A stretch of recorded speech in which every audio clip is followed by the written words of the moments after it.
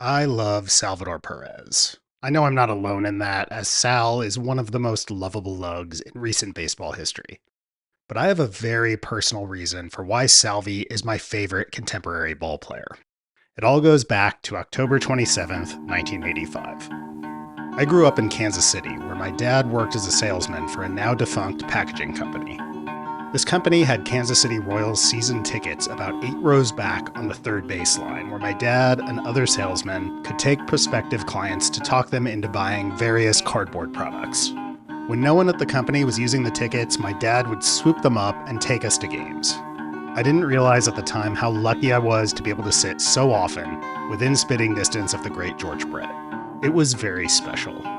And not just because of George. The 80s Royals were incredibly cool teams. Willie Wilson, Frank White, Dan Quisenberry, UL Washington, Paul Splittorff, Hal McRae, Brett Saberhagen, and so on.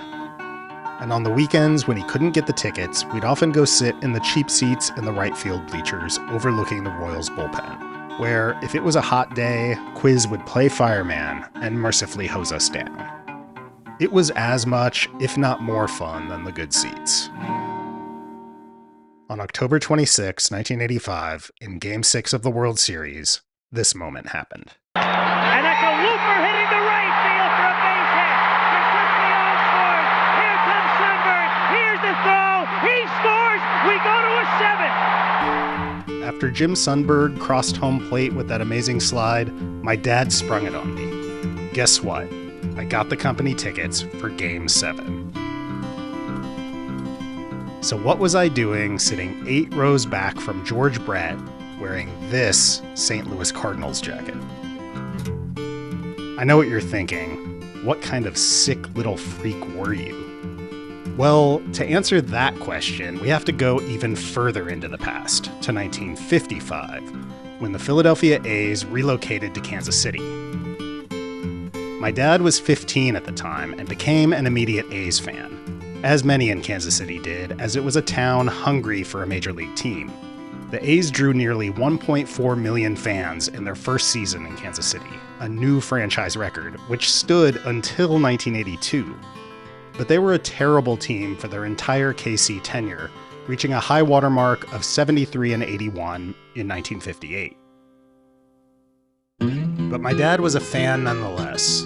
When he was feeling nostalgic, he'd tell me about his favorite A's ball players, like name guy Gus Zernial, who mashed 30 homers in that magical inaugural season, or Bob Serve, who came in 4th in the MVP vote in 1958, or Bobby Shantz, the former MVP in Philadelphia, who pitched mostly out of the pen in Kansas City.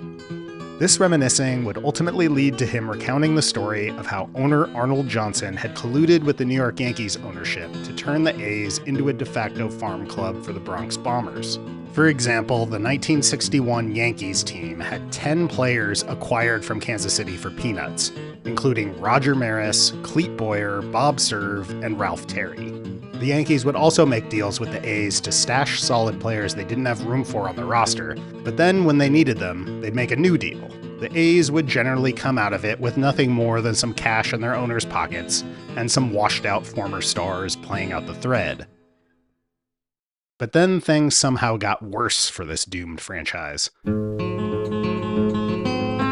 Johnson sold the team in 1960 to Charlie Finley, a man for whom my father had nothing but contempt. At first, fans embraced Finley as a savior after he staged a publicity stunt where he burned a bus emblazoned with the phrase, "The KC to New York Shuttle." But Finley was far from a local savior. In fact, he was looking to move the team elsewhere from the moment he purchased them.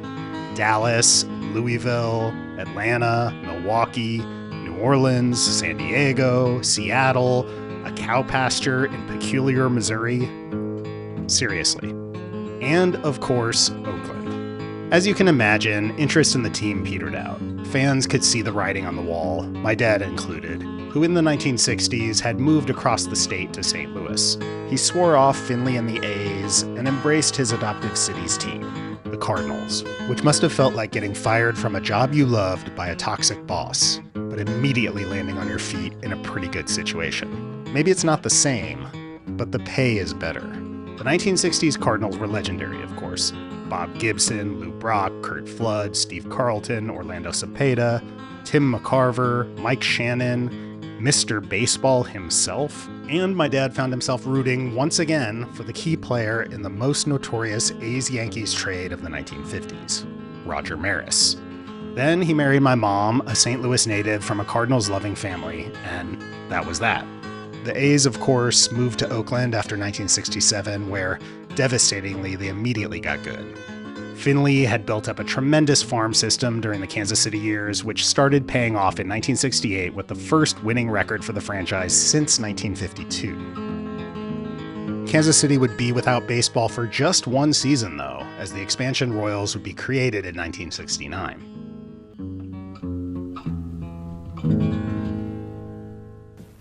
We're playing your game, Royals baseball. We're playing your game, Royals baseball. Come out and join. My dad did not jump on this bandwagon like he did the A's, though. Fool me once, shame on you, and all of that stuff. But he kept a skeptical eye on the team. When he would come back to Kansas City to visit in the mid-70s, he'd take in a game. And he knew immediately that this was different. This was an energy only matched by that 1955 A's enthusiasm. But the team was good. Then, in 1980, when I was 4, we moved from St. Louis to Kansas City. And my dad was all in. And what a year to go all in on the Royals. George Brett's chase of 400, the city's first World Series appearance, they had him. But me, I was not yet baseball conscious at this point, and wouldn't be for a while. My dad kept up his Cardinals fandom during this time. One of my earliest baseball memories is my mother jumping up and down in the living room when Keith Hernandez hit this game-tying single in Game 7 of the 1982 World Series. So I knew about the Cardinals of the early 80s as much as I did the Royals of the early 80s. Ozzie and Lonnie Smith, Willie McGee, Tommy Herr, Bruce Sutter, all those guys. But I didn't become fully baseball conscious until 1985. I can recall the moment. A bunt single by Ozzie and a RBI double by the pitcher. My dad was driving me to my Little League game one evening and was able to get the St. Joseph, Missouri radio station that broadcast Cardinals games, just barely reaching the Kansas City area. My dad informed me that the Cardinals had just traded Lonnie Smith to the Royals because this rookie named Vince Coleman was going nuts, stealing bases at a record pace. Sure enough, through that staticky transmission, we heard Coleman steal second. Coleman takes off. The pitch and the strike, and the throw is low, a stolen base. And then third. The crowd going wild. And like that, I was hooked. I started tuning into the Cardinals when they were on Game of the Week or when they played the Braves or the Cubs, as we had basic cable at that time. Coleman was exhilarating to watch, but he was the gateway drug for me. Ozzie Smith was the real deal. As I've said in another video, Coleman was an exciting player who wasn't actually all that good. Stolen bases are incredibly fun, but they're just not that valuable when it comes down to it. And Coleman wasn't exceptional in the rest of his game. He was a good player, but he was no Rickey Henderson. But Ozzie was something else, the most graceful baseball player who has ever existed. And it wasn't a lot of surface-level pizzazz like Coleman. Ozzie's defensive elegance was absurdly valuable. But he did also have the pizzazz. So that's the long story of how I grew up as that rare Cardinals-Royals fan. To some, this may be distasteful, like the dreaded Bay Area baseball fan. Or Mets-Yankees fan, if that's a thing. But while St. Louis and Kansas City may share a state, they don't share a metro area. And with the lack of interleague play back then, and the fact that the two teams had literally never played each other until the 1985 World Series, it wasn't as weird as it might seem today. I know a lot of current Royals fans despise the Cardinals due to their consistent success and self-aggrandizing fan base. And a lot of Cardinals fans have a Denkinger-shaped hole in their hearts. But at this point in my life, I'm pretty solidly split between the two teams. But in 1985, I was not. This was like falling in love for the first time, and I fell hard for the 1985 Cardinals. They had the unfathomable defense of Ozzie Smith and Terry Pendleton at third, who seemed to make nearly as many acrobatic plays as the Wizard that year. The run-at-all-costs whitey ball philosophy that led them to steal a second best in the live ball era 314 bases, the MVP season from Willie McGee, and a career year from Tommy Herr. But it was hard to maintain a long-distance relationship with your team back then. We take for granted nowadays that we can watch every game our team plays no matter where we are in the world. But back then, things were different. I could watch almost every Royals game on TV, but the Cardinals, I took what I could get. And I would wander around the house with a radio trying to get that St. Joseph feed to come in. Or I'd watch the evening news to get the score and maybe a highlight. Or just check out the box score in the Kansas City Star the next morning and try to put together in my head how the game might have gone. They say there's no love without struggle. Do they say that? I don't know. I guess I'm thinking of a lyric by the great songwriter Bill Callahan of Smog fame. There is no love when there is no obstacle. Well, if that's true, then this love had plenty of obstacle. And boy, would that obstacle become very intense. And I didn't see it coming. Not really. The Cardinals were a 101-win team, the best in baseball. And when you're 9 years old and you don't know anything, you think that's meaningful, that the Major League Baseball playoffs aren't just a small sample size crapshoot. So I was pretty confident the Cardinals could beat anyone. And so I wasn't concerned about them playing against my hometown team and creating a juvenile existential crisis. But then... Coleman did not see this automatic roller coming up from behind him. His leg was caught underneath it. He was trapped, screaming in pain and fear. Just one of the most embarrassing World Series injuries this side of George Brett's 1980 hemorrhoids. The fastest guy in baseball run over by the slowest moving machine in existence. So that's when I first got nervous. Because at this point, I still thought that Vince Coleman was an essential part of the Cardinals' success. But then the Cardinals won the first two games, with Tito Landrum filling in admirably for Vince, and it looked pretty done. The Royals got a win in Game 3, but then the Cardinals took Game 4 to make it 3-1. With their backs against the wall, the Royals won Game 5 6-1 to force a trip back to Kansas City and bring us to the inevitable gut punch. A tense pitcher's duel between Danny Cox and Charlie Leibrandt would stay scoreless into the 8th when Brian Harper would get a pinch hit RBI single for the Cardinals. But in the 9th, well... Laurel races over to cover, the throw doesn't get him! It was in this moment that it became clear. The Cardinals were going to lose to the Royals, the worst possible baseball heartbreak one could imagine. In my experience, it's proven out that life is like this. When things are going good, it's only a precursor to the worst, most unimaginable outcomes sneaking up on you and ripping your heart out while everyone around you celebrates and smirks at you. I don't know, maybe that's just me. Maybe if you grew up as, say, a late 90s Yankees fan, nothing bad has ever happened to you. I would believe that.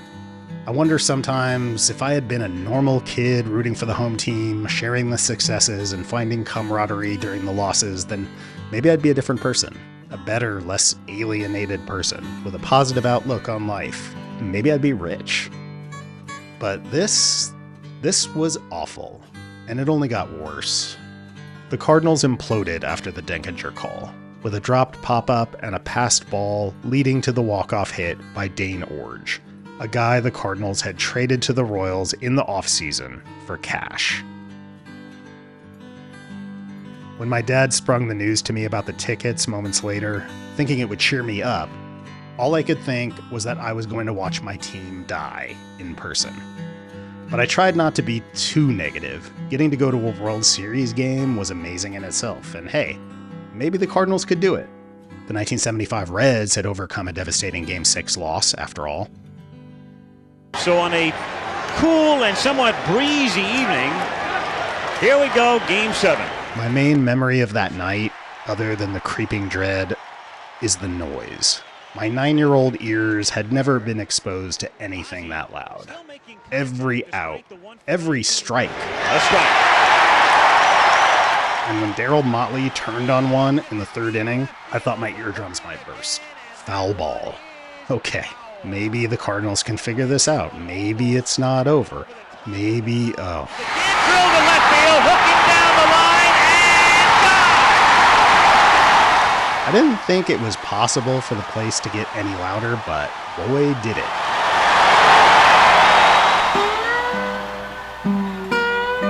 then the wheels started coming off. I don't really remember much after that Motley homer, but one painful memory I do have is me crying my eyes out as the Royals started pouring it on, begging my dad to leave until we finally did. There are times nowadays when I wish I was a younger person, but things like this make me thankful I grew up when I did. If the internet had existed then, there's a good chance I'd have been turned into a meme. The crying Cardinals kid. Probably would have ruined my life, so thank God for that. As a selfish 9-year-old, it didn't really hit me, but later I would realize how I had ruined a once-in-a-lifetime experience for my dad. The chance to see your hometown team win it all for the first time ever on their home field. After all the suffering of the A's, to be denied that by your sniveling brat kid, that sucks. Not to mention the fact that I denied myself that experience. The Royals were also my hometown team. I'm sure it's not something my dad thought about, but over the years it became something I kicked myself for, especially after realizing how rare it is for your team to make it to the World Series. The Cardinals did come back 2 years later and lost again in 7 games, but much less dramatically. But then it was a long time. They wouldn't return to the World Series again until 2004. And the Royals, oh boy.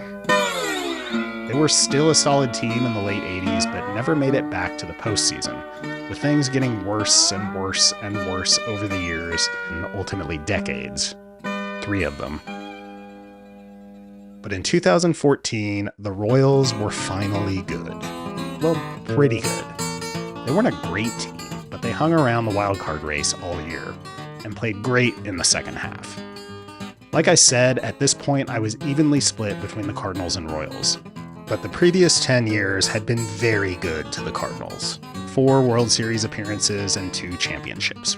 So by 2014, I was much more focused on the Royals, even though the Cardinals were also on a playoff trajectory that season. At this point, I was living in San Francisco, where I was unemployed after being fired from my corporate video job back in May.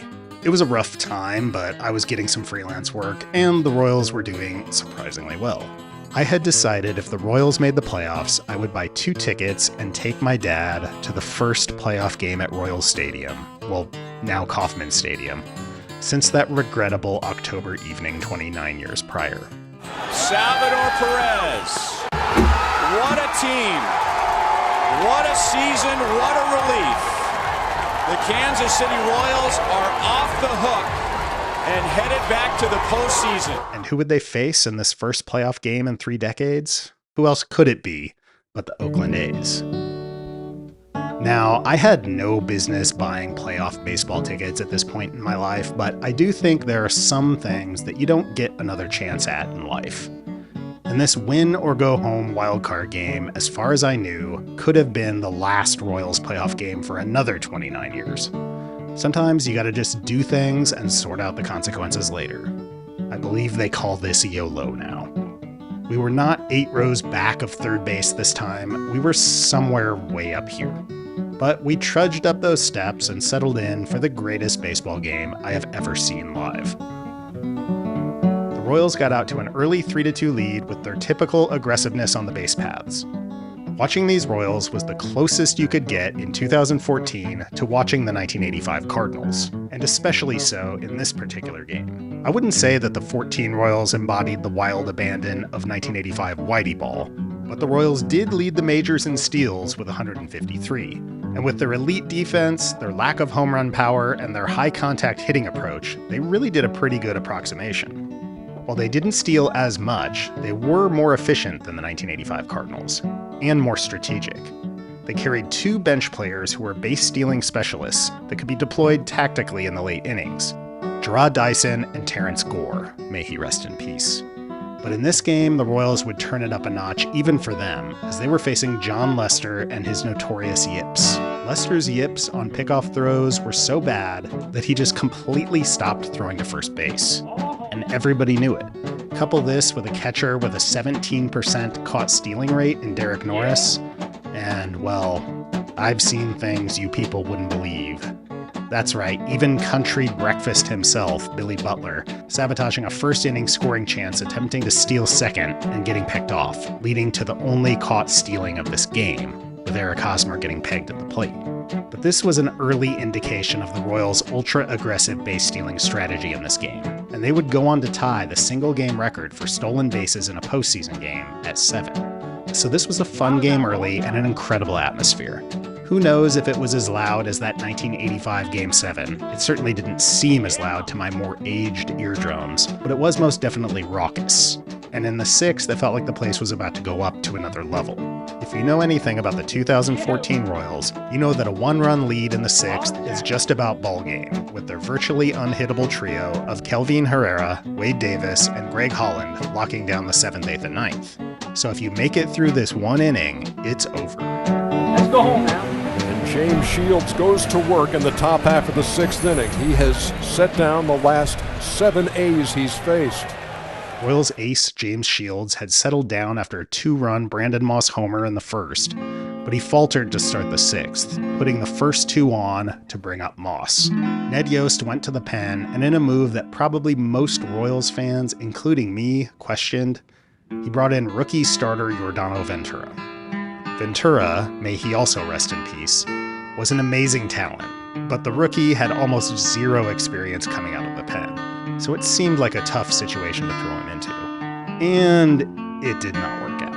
Moss went deep again, and then the A's piled on. After the dust settled, the A's led 7-3. Well, you know, I got to take my dad to the first Royals postseason game in 3 decades. That's cool. John Lester set down the Royals pretty easily the next 2 innings, but nobody was leaving this game as the Royals came up in the bottom of the 8th. There was still the same enthusiasm. And the Royals would reward us with one of the most fun rallies you'll ever see. Grounded up the middle and under the glove of Lowry and into center field. Alcides Escobar led off with a roller up the middle that managed to somehow get into center. Then a steal. With 1 out, Lorenzo Cain singled. Then a steal. A walk to Hosmer. Then Butler singled. And the first of those pinch runners came into play as Terrence Gore came in. Another steal. Then a wild pitch to score Hosmer and amazingly pull the Royals within 1. Alex Gordon would then walk and steal second. 4 stolen bases in a single inning, the most ever in a playoff game. But they would strand the tying run at third. Meanwhile, Herrera, Davis, Holland had done exactly what you expected them to do in the 7th, 8th, and 9th. 3 scoreless innings. The Royals came up in the 9th, and pinch hitter Josh Willingham blooped a single to right. And here came Dyson. You expected the steal, but instead Yost had Escobar sac bunt him to second. But you still expected the steal, and sure enough, Dyson would take off for third in what was probably the most important steal of the game, as he would then score the tying run on a Nori Aoki sac fly.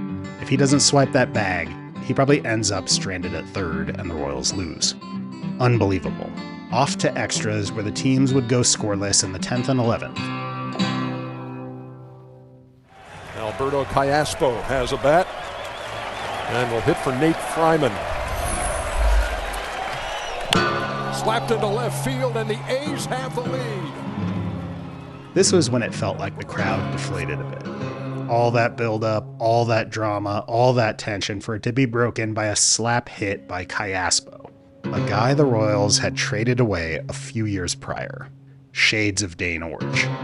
After the Royals got the 3rd out in the top of the 12th, my dad surprised me, saying, maybe we should head out. My dad was never above, quote, getting a head start on the traffic when going to a ball game, but had he really given up hope on a 1-run deficit in the 12th? In a win-or-go-home game? He hadn't, but my dad suffered from pulmonary issues later in his life.